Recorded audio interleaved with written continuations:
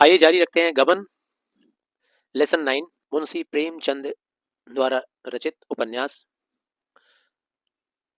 रमा के परिचितों में एक रमेश बाबू म्युनिसिपल बोर्ड में हेड क्लर्क थे। म्युनिसिपल कॉर्पोरेशन होता है ना, उसी में हेड क्लर्क थे।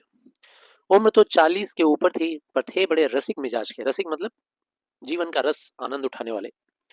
शतरंज खेलने बैठ जाते तो सवेरा कर देते, दफ्तर भी भूल जाते। ना आगे नाथ न पीछे पगहा, ये एक मुहावरा है। ना आगे नाथ न पीछे पगहा मतलब अकेले थे, उनके परिवार में और कोई उनके साथ नहीं था। जवानी में स्त्री मर गई थी, दूसरा विवाह कभी किया नहीं फिर दोबारा।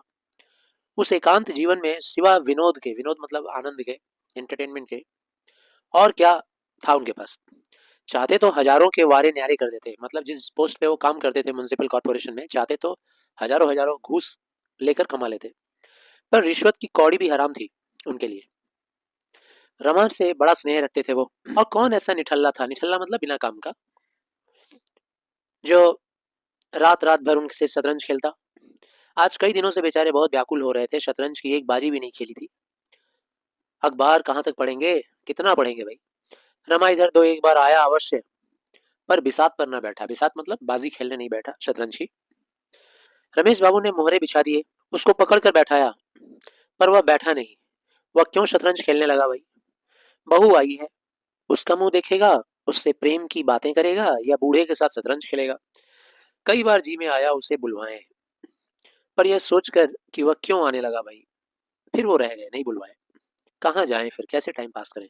सिनेमा ही दिखाएं, किसी तरह समय तो कटे। सिनेमा से उन्हें बहुत प्रेम नहीं था, पर इस वक्त उन्हें सिनेमा के सिवा कुछ और सूझ नहीं रहा था। जाएंगे तो 2.5-3 घंटे ऐसे ही कट जाएंगे। कपड़े पहने और जाना ही चाहते थे कि रमा ने कमरे में कदम रखा। उस दिन रमा आ गया। रमेश उसे देखते ही गेंद की तरह लुढ़क कर दरवाजे पर जा पहुंचे और हाथ पकड़कर बोले, आइए आइए बाबू रामनाथ साहब बहादुर। तुम तो इस बुढ़े को बिल्कुल भूल ही गए हो। बुढ़ा बोल रहे हैं मतलब 40 की उम्र का आदमी आज के डेट में बूढ़ा नहीं कहलाता है। आजकल रिटायरमेंट का टाइम चेंज हो गया है, 60 के बाद भी रिटायरमेंट नहीं है, लेकिन पुराने जमाने में 40 में मतलब बूढ़ा मानता था इंसान को। हाँ भाई, अब क्यों आओगे। प्रेमिका की रसीली बातों का आनंद यहाँ कहाँ। चोरी का कुछ पता चला। रमानाथ बोला, कुछ भी नहीं। रमेश बोली, बहुत अच्छा हुआ थाने में रपट नहीं लिखाई भाई, नहीं तो 100-200 और तुम्हारा नुकसान होता। बहू को तो बड़ा दुख हुआ होगा। रमानाथ बोला, कुछ पूछिए मत, तभी से दाना पानी छोड़ रखा है उसने। मैं तो तंग आ गया हूँ, जी में आता है कहीं भाग जाऊं। बाबूजी सुनते नहीं है। रमेश बोलता है रमेश बोलता है, बाबूजी के पास क्या कारू का खजाना रखा हुआ है। अभी 4-5 हजार रुपए खर्च किए हैं, फिर कहाँ से लाकर गहने बनवा दें। 4-5 हजार मतलब शादी में खर्च किए, अब गहना कहाँ से ला दें। 10-20 हजार रुपए होंगे, अगर बचा के रखे भी होंगे। अभी तो बच्चे भी सामने हैं, और नौकरी का भरोसा ही क्या, 50 रुपया में होता ही क्या है। रमानाथ कहता है, मैं तो मुसीबत में फंस गया।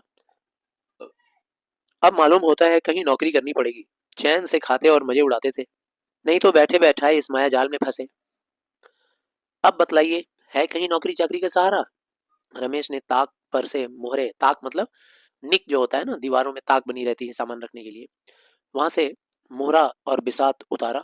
शतरंज खेलने वाला। आओ एक बाजी हो जाए, फिर इस मामले को सोचें। इसे जितना आसान समझ रहे हो, उतना आसान नहीं है भैया। अच्छे अच्छे धक्के खा रहे हैं। रमानाथ बोला, मेरा तो इस वक्त खेलने को जी ही नहीं करता है, जब तक यह प्रश्न हल ना हो जाए। कौन सा प्रश्न, नौकरी वाला। मेरे होश ठिकाने नहीं होंगे। रमेश बाबू ने शतरंज के मोहरे बिछाते हुए कहा, आओ बैठो यार, एक बार तो खेल लो, फिर सोचते हैं क्या हो सकता है। रमानाथ बोला, जरा भी जी नहीं कर रहा है। मैं जानता हूं कि सिर मुड़ाते अगर मैं जानता कि सिर मुड़ाते ही ओले पड़ेंगे, ये मुहावरा हो गया, सिर मुड़ाते ही ओले पड़ेंगे का मतलब, इमेजिन करो कोई टकला हो गया और उसके ऊपर से हेल स्टॉर्म हेल स्टोन्स गिर रहा है, ओले गिर रहे हैं, तो सिर तो फट जाएगा, या बड़े बड़े आलू निकल जाएंगे चोट खाकर। तो यहाँ तात्पर्य यह है कि शादी करते ही अगर इतनी बड़ी मुसीबत सिर पे आ जाएगी, तो शायद मैं शादी ही नहीं करता। ये उसके बोलने का मतलब है। तो मैं विवाह के नजदीक ही नहीं जाता। रमेश बोले, अजी 2-4 चालें चलो तो आप ही आप अभी जी लगने लगेगा, और जरा अकल की भी गांठ तो खुल जाए। अकल की गांठ खुल जाए मतलब खेलेंगे तो थोड़ा माइंड डिस्टर्बेंस से दूर हो जाएगा, तो थोड़ा अकल भी काम करेगा। बाजी शुरू हुई। कई मामूली चालों के बाद रमेश बाबू ने रमा का रुख पीट लिया, मतलब रमा को हरा दिया। रमानाथ बोला, ओह क्या गलती हो गई मुझसे। रमेश बाबू की आंखों में नशे की सी लाली छाने लगी। नशा मतलब शतरंज में जीतना और शतरंज खेलना उनका नशा था। अब चूंकि वो रमानाथ को हरा दिए तो एकदम खुशी से आंख लाल हो गया उनका। शतरंज उनके लिए शराब से कम मादक न था। मादक मतलब नशीला। बोले, बोनी तो अच्छी हुई है, तुम्हारे लिए मैं एक जगह सोच रहा हूँ, मगर वेतन बहुत कम है वहां। वेतन मतलब सैलरी केवल 30 रुपए है। वह रंगी दाढ़ी वाले खान साहब है ना, उनके उनसे काम नहीं होता। कई बार बचा चुका हूँ उनको उनकी नौकरी जाते हुए। सोचता था जब तक किसी तरह काम चले, बने रहे बेचारे, बाल बच्चेदार आदमी हैं। वह तो कई बार कह चुके हैं, मुझे छुट्टी दीजिए साहब, तुम्हारे लायक तो वो काम है नहीं, लेकिन चाहो तो कर लो। यह कहते कहते रमा का फिला मार लिया। फिला एक पाशा होता है शतरंज का। तो यही बात करते करते रमानाथ का फिला गिरा दिए वो। रमा ने फिले को फिर उठाने की चेष्टा करके कहा, आप मुझे बातों में लगाकर मेरे मोहरे उड़ाते जा रहे हैं। इसकी सनद नहीं, लाओ मेरा फिला दो वापस। मेरा माइंड डिस्टर्ब कर दिए और मेरा फिला उड़ा दिए। रमेश बोले, देखो भाई, बेईमानी मत करो, मैंने तुम्हारा फिला जबरदस्ती तो नहीं उठाया। हाँ, तो तुम्हें वह जगह मंजूर है? खेलते खेलते नौकरी की भी बात हो रही है। रमानाथ ने कहा, वेतन तो 30 ही है। रमेश बोले, हाँ वेतन तो कम है, मगर शायद आगे चलकर बढ़ जाए, मेरी तो राय है कर लो। रमानाथ ने कहा, अच्छी बात है, आपकी सलाह है तो कर लूंगा। रमेश बोले, जगह आमदनी की है। मियाँ ने तो उस जगह पर रहते हुए, मियाँ ने मतलब वो जो मुसलमान आदमी की जगह पे इनको नौकरी देने वाले हैं उनकी बात कर रहे हैं, वो इस जगह पे रहते हुए अपने लड़कों को एमए पढ़ा दिए, एलएलबी की पढ़ाई करवा दिए, 2 कॉलेजों में पढ़ते हैं अभी भी, लड़कियों की शादियां अच्छे घरों में कर लिया। हाँ, जरा समझ बूझ कर काम करने की जरूरत है। रामानाथ बोले, आमदनी की मुझे परवाह नहीं, रिश्वत कोई अच्छी चीज तो है नहीं। रमेश बोले, बहुत खराब है भाई रिश्वत, मगर बाल बच्चे वाले आदमी क्या करे, 30 रुपयों में गुजर तो हो नहीं सकती। मैं अकेला आदमी हूँ, मेरे लिए 150 रुपए काफी हैं। कुछ बचा भी लेता हूँ, लेकिन जिस घर में बहुत से आदमी हो, लड़कों की पढ़ाई हो, लड़कियों की शादियां हो, वह आदमी क्या करे। जब तक छोटे छोटे आदमियों का वेतन इतना न हो जाएगा कि वह भली भांति से जीवन निर्वाह कर सके, तब तक रिश्वतखोरी बंद नहीं होगी। यही रोटी दाल घी दूध तो वह भी खाते हैं, फिर एक को 30 रुपए और दूसरे को 300 रुपए क्यों देते हैं। बड़ा अच्छा सवाल उठाए मुंशी प्रेमचंद, इस चरित्र के जरिए, इस कैरेक्टर के जरिए, रमेश के जरिए। इसी बातों में रमा का फर्जी पिट गया। रमेश बाबू ने बड़े जोर से ठहाका मारकर कहा। रमा ने रोष के साथ कहा, अगर आप चुपचाप खेलते हैं तो खेलिए, नहीं तो मैं जा रहा हूँ। मुझे बातों में लगाकर सारे मेरे मोहरे उड़ा दे रहे हैं आप। जैसे लूडो में होता है ना, हम लोग गोटियां काट देते हैं सामने वाले की। रमेश कहता है, अच्छा साहब, अब अगर मैं बोलूं तो मेरी जबान पकड़ लीजिएगा आप। ये लीजिए शह। शह का मतलब चेक। जैसे हम लोग शतरंज खेलते हैं, चेस, सामने वाले का राजा को हम लोग घेर लेते हैं और घेर कर हम लोग बोलते हैं चेक। तो तुम कल अर्जी दे दो, उम्मीद तो है तुम्हें यह जगह मिल जाएगी, मगर जिस दिन जगह मिले मेरे साथ रात भर खेलना होगा, यही शर्त है। रमानाथ बोला, आप तो 2 ही मातों में रोने लगते हैं सर। रमेश बोला, अजी वो दिन गए जब आप मुझे मात दिया करते थे, मात मतलब हरा दिया करते थे। आजकल मेरा चंद्रमा बलवान है, यानी कि थोड़ी ज्योतिष विद्या भी जानते थे। कह रहे हैं कि मेरा चंद्रमा आजकल बहुत बलवान है, कमजोर नहीं है, जो सोचता हूँ वही होता है। इधर मैंने एक मंत्र सिद्ध किया है। मंत्र सिद्ध किया है मतलब एक मंत्र को मैं उच्चारण करता हूँ जिसकी वजह से मैं जो सोचता हूँ वही होता है। फिर कह रहे हैं, क्या मजाल की कोई मात दे दे मुझे, लो फिर से चेक। रमानाथ बोलता है, जी तो चाहता है दूसरी बाजी मात देकर जाऊं आपको, मगर देर हो जाएगी। रमेश कहता है, देर क्या होगी, अभी तो 9 ही बजे हैं, रात के 9 बज रहे थे। खेल लो, दिल का अरमान निकल जाए। ये लो फिर से चेक और मात, लो हरा दिया, काम खत्म। रमानाथ बोला, अच्छा कल की रही, चलिए कल खेलते हैं। कल ललकार कर 5 मातें न दे दी हो तो कहिएगा, 5 बार नहीं हराए लगातार तो। रमेश कहता है, अजी जाओ भी, तुम मुझे क्या मात दोगे, हिम्मत है तो अभी अभी सही। रमानाथ बोला, अच्छा आइए, आप भी क्या कहेंगे, मगर मैं 5 बाजियों से कम न खेलूंगा। रमेश बोलता है, अरे 5 नहीं साहब, 10 खेल लो, रात तो अपनी है। तो चलो फिर खाना खा लेते हैं, निश्चिंत होकर फिर बैठते हैं खेलने। तुम्हारे घर कहलवा देता हूँ कि आज यहीं सोओगे, इंतजार ना करें वो लोग। दोनों ने भोजन किया रमेश बाबू के यहाँ, और फिर मतलब रमेश और रमानाथ दोनों रमेश जी के यहाँ ही भोजन किया, फिर शतरंज पर बैठ गए। पहली बाजी में 11 बज गए, रमेश बाबू की जीत हो गई। दूसरी बाजी में भी उन्हीं के पक्ष में रहा खेल, वही जीते। तीसरी बाजी खत्म हुई तो 10 बज गए। रमानाथ बोला 3 बाजी हारने के बाद, अब तो मुझे नींद आ रही है। रमेश बोले, तो मुंह धो लो, बर्फ रखी हुई है। मैं 5 बाजियां खेले बगैर सोने नहीं दूंगा, तुमने कहा था।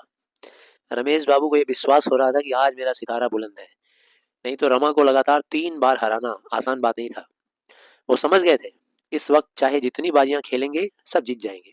जब चौथी बार वो खेले तो रमानाथ जीत गया। इसके बाद रमेश बाबू का विश्वास टूट गया। उल्टे उनको डर होने लगा कि कहीं लगातार ना हार जाऊं 2 बार। उसके बाद रमेश बाबू बोले, अब तो सोना चाहिए, सो जाना चाहिए, बहुत देर हो गई है। रमानाथ बोला, क्यों? 5 बाजियां पूरी ना कर लीजिएगा? चलिए। रमेश, अरे कल दफ्तर भी तो जाना है। रमा ने अधिक आग्रह नहीं किया क्योंकि उसको भी सोना ही था। दोनों सो गए 4 बाजी खेलकर। रमा यूं ही 8 बजे के पहले तो कभी उठता नहीं था, फिर आज तो 3 बजे सोया था। आज तो उसे 10 बजे तक उठने का अधिकार था पूरा। रमेश रोज के नियम के अनुसार 5 बजे उठ गए, स्नान किए, पूजा पाठ किए, घूमने गए, 8 बजे लौटे। मगर रमा अभी तक सो रहा था। आखिर जब 9:30 बज गए तो उन्होंने उसे जगाया। रमा बिगड़ कर बोला, अरे यार जगा दिए, कैसी मजे की नींद आ रही थी वो। रमेश बोले, अजी वो अर्जी नहीं देना है क्या? अर्जी मतलब एप्लीकेशन। रमानाथ बोला, आप ही दे देना। रमेश ने कहा, और अगर कहीं साहब ने बुलवा लिया तो कैंडिडेट को वहां खड़ा रहना पड़ेगा कि मैं ही चला जाऊंगा? रमानाथ ने बोला, जो चाहे कीजिए, मैं तो सो रहा हूँ अभी। रमा फिर लेट गया और रमेश ने भोजन किया, कपड़े पहने और दफ्तर चलने को तैयार हुए। दफ्तर मतलब ऑफिस। उसी वक्त रमानाथ हड़बड़ा कर उठा, आंखें मलता हुआ बोला, मैं भी चल रहा हूँ। रमेश ने कहा, अरे मुंह हाथ तो धो लो भले आदमी। रमानाथ बोला, आप तो चले ही जा रहे हैं ना? रमेश बोल रहा है, नहीं नहीं, अभी 15-20 मिनट तक रुक सकता हूँ, तैयार हो जाओ। रमा ने कहा, मैं तैयार हूँ, वहां से लौट कर घर भोजन कर लूंगा, अपने घर। रमेश ने कहा, कहता तो हूँ अभी आध घंटे तक रुका हुआ हूँ। रमा ने 1 मिनट में मुंह धोया, 5 मिनट में भोजन किया और चटपट रमेश के साथ दफ्तर चला। रास्ते में रमेश ने मुस्कुरा कर कहा, घर क्या बहाना करोगे, कुछ सोच रखे हो क्या? रमानाथ बोला, कह दूंगा रमेश बाबू ने आने नहीं दिया। रमेश बोला, मुझे गालियां दिलवाओगे और क्या? फिर कभी नहीं आने पाओगे, फिर सोच लेना, आने नहीं देंगे घर वाले। रमानाथ बोला, ऐसा स्त्री भक्त नहीं हूँ जनाब। ये तो बताइए, मुझे अर्जी लेकर साहब के पास तो नहीं जाना पड़ेगा? रमेश बोला, और क्या तुम समझते हो, घर बैठे जगह मिल जाएगी? अरे भैया, महीनों दौड़ना पड़ेगा, महीनों। 20 बार सिफारिशें लगानी होगी, सुबह शाम हाजिरी देनी होगी। क्या नौकरी मिलना इतना आसान है? रमानाथ बोला, तो मैं ऐसी नौकरी से बाज आया भाई। मैं तो ऐसी नौकरी नहीं कर पाऊंगा, मुझे तो अर्जी लेकर जाने में ही शर्म आ रही है। खुशामदे कौन करेगा? खुशामदे मतलब सिफारिशें कौन करेगा? पहले मुझे क्लर्कों पर बड़ी हंसी आती थी, मगर वही बला मेरे सिर पड़ गई, अब मैं भी क्लर्क बन जाऊंगा। बोलिए, साहब डांट वांट तो नहीं लगाते हैं ना? रमेश बोला, बुरी तरह डांटते हैं, लोग उनके सामने जाते हुए कांपते हैं। रमानाथ बोला, तो फिर मैं घर जा रहा हूँ, यह सब मुझसे नहीं होगा। रमेश बोला, पहले सब ऐसे ही घबराते हैं भाई, मगर सहते सहते आदत पड़ जाती है। तुम्हारा दिल धड़क रहा होगा कि न जाने कैसी बीतेगी आज। जब मैं नौकरी किया था, पहली बार गया था, तो तुम्हारी उम्र में मेरी भी नौकरी लगी थी, और शादी हुए भी 3 ही महीने हुए थे। जिस दिन मेरी पेशी होने वाली थी, मतलब जिस दिन हमको प्रेजेंट होना था अपने बॉस के सामने, ऐसा घबराया हुआ था मानो फांसी लगने जा रही हो। मगर तुम्हें डरने का कोई कारण नहीं है, मैं सब ठीक कर दूंगा। रमानाथ बोला, आपको तो 20-22 साल नौकरी करते हुए हो गए होंगे। रमेश बोला, पूरे 25 हो गए साहब, 20 बरस तो स्त्री का देहांत हुए हो गया। 10 रुपए पर नौकरी की थी स्टार्टिंग में। रमानाथ कह रहा है, आपने दूसरी शादी क्यों नहीं की? तब तो आपकी उम्र 25 से ज्यादा नहीं रही होगी, दूसरी कर लेनी चाहिए थी। रमेश ने हंसकर कहा, अरे बर्फी खाने के बाद गुड़ खाने को किसका जी करता है? महल का सुख भोगने के बाद झोपड़ा किसे अच्छा लगता है? तात्पर्य, यहाँ बर्फी और महल श्रेष्ठ किस्म का है, उसकी तुलना अपनी पत्नी से कर रहे हैं। कहने का मतलब है, पत्नी जब मेरे जीवन में आई थी तो मेरे जीवन में बहार बनकर आई थी, प्रेम लेकर आई थी, और उसके जाने के बाद फिर दोबारा कभी प्रेम नहीं हुआ, कभी किसी को उस लायक नहीं समझा कि दोबारा विवाह करूं। इसीलिए कोई भी स्त्री अगर मेरे जीवन में आती तो हम वो प्रेम उससे कर नहीं पाते। इसीलिए उन सब की तुलना गुड़ से कर रहे हैं और झोपड़े से कर रहे हैं। कह रहे हैं, प्रेम आत्मा को तृप्त कर देता है भाई। तुम तो मुझे जानते हो, अब तो बूढ़ा हो गया हूँ, लेकिन मैं तुमसे सच कहता हूँ, इस विधुर जीवन में, विधुर जीवन मतलब विडो का ऑपोजिट जो होता है वो उसको बोलते हैं विधुर, यानी जिसकी पत्नी मर जाती है उसे विधुर कहते हैं। इस विधुर जीवन में मैंने आज तक किसी औरत की तरफ आंख उठाकर नहीं देखा। कितनी ही सुंदरियां देखी, कई बार लोगों ने विवाह के लिए भी हमको घेरा, लेकिन कभी इच्छा नहीं हुई। उस प्रेम की मधुर यादों ने मेरे लिए प्रेम का सजीव आनंद भरा हुआ है। जब जब याद करता हूँ तो एकदम जिंदा हो उठता है वो प्रेम। अब और कोई पसंद ही नहीं। यूं बातें करते हुए दोनों आदमी दफ्तर पहुंच गए। इसी के साथ खत्म हुआ चैप्टर 9। बाकी का नेक्स्ट वीडियो में। धन्यवाद।